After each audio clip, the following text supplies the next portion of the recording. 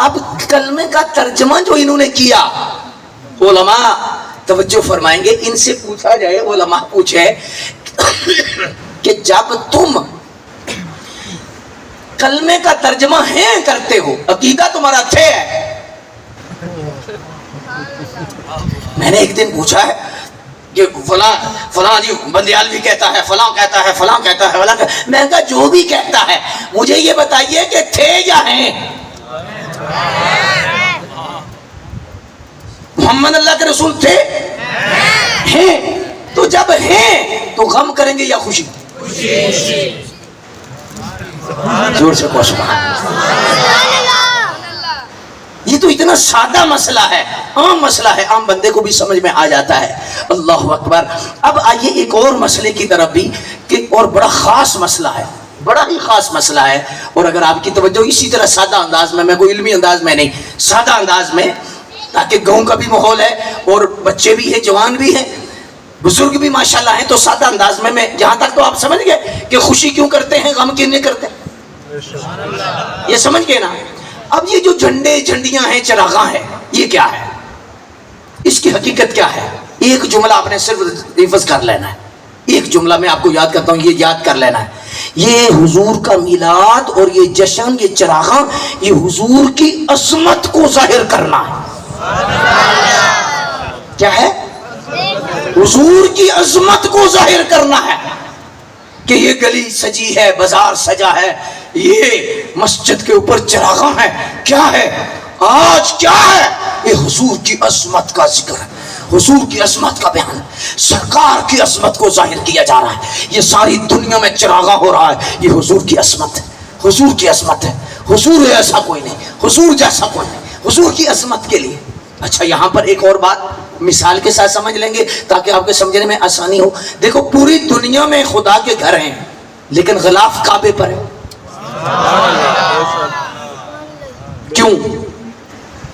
کعبے پر غلاف کیوں ہے؟ یہ کعبے کی عظمت کو ظاہر کرنے کے لیے کہ گھر تو رب کے سارے ہیں لیکن کعبے جیسا کوئی نہیں، کعبے جیسا کوئی نہیں۔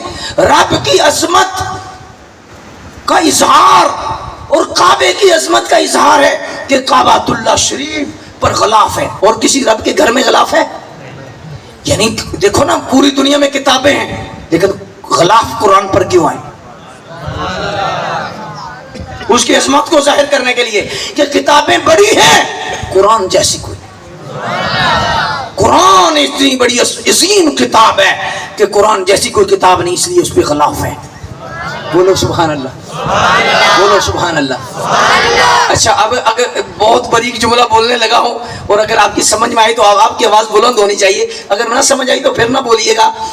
کعبۃ اللہ شریف کی عظمت اس کا غلاف ظاہر کر رہا ہے، اور پوری دنیا میں جتنی کتابیں ہیں قرآن پر غلاف ہے، ظاہر کیا جا رہا ہے کہ قرآن جیسی کتاب کوئی نہیں۔ پوری دنیا میں بندے فوت ہوتے ہیں، مرتے ہیں، قبریں بنتی ہیں، ولیوں کی قبروں پہ چادریں اس لیے ہیں پتا چلے ولیوں جیسا کوئی نہیں۔ بات سمجھ میں آئی یا نہیں آئی؟ اللہ اکبر۔ اب توجہ فرمائیے کہ قرآن مجید پر غلاف ہے، اس لیے قرآن کی عظمت، کعبے پر غلاف ہے، کعبے کی عظمت۔ اچھا آپ کو بڑا مزہ آئے گا، میں ایک چھوٹا سا مسئلہ سمجھا دیتا ہوں آپ کو تاکہ آپ کی سمجھ میں مزید اللہ وسعت عطا فرما دے۔ یہ سعودیہ سے پوچھا جائے کہ اتنے ٹریلین ریال جو کعبہ کے غلاف پہ خرچ ہوتے ہیں، کوئی سادہ سا غلاف بھی چڑھا دیا جائے، کوئی کپڑے کا غلاف چڑھا دیا جائے یا نہ بھی چڑھایا جائے، کون سی جو اتنی کعبے کو سردی لگتی ہے یا کعبہ محتاج ہے ہمارے غلاف کا، تو ان سے کہا جائے کہ باقی جتنا خرچہ ہے یہ سلاب زدگان کو دے دو۔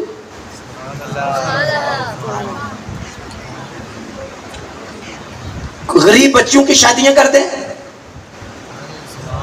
ہاتھ پیلے کر دیں، غریبوں مسکین۔ دیکھو نا میلاد کا جب موسم آتا ہے تو یہ مشورے آتے ہیں، یار چراغاں کی جگہ غریبوں کو کیوں نہ دے دیں، یہ میلاد کے لنگر کی جگہ فلاں کو کیوں نہ دے دیں، فلاں کو کیوں نہ دے دیں، فلاں کو کیوں نہ دے دیں۔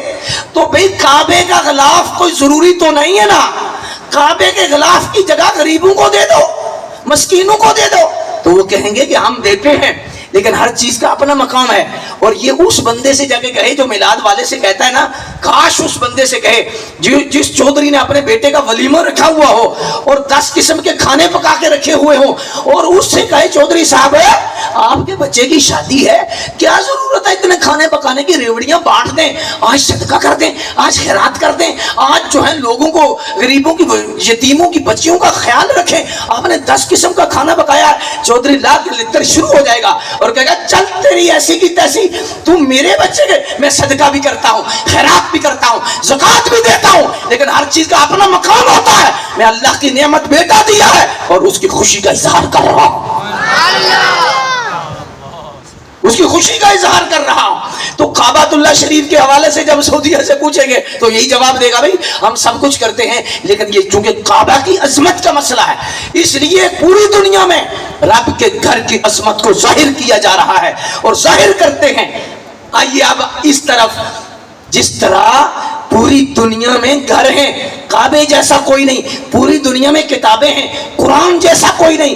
ہم 12 ربیع الاول کو بالخصوص اور بالعموم سارا سال حضور کا جشن مناتے ہیں، اس لیے کہ آدم علیہ السلام سے لے کر اب تک اور قیامت تک بچے تو بڑے پیدا ہوں گے، لیکن جو 12 ربیع الاول کو اللہ نے دیا اس جیسا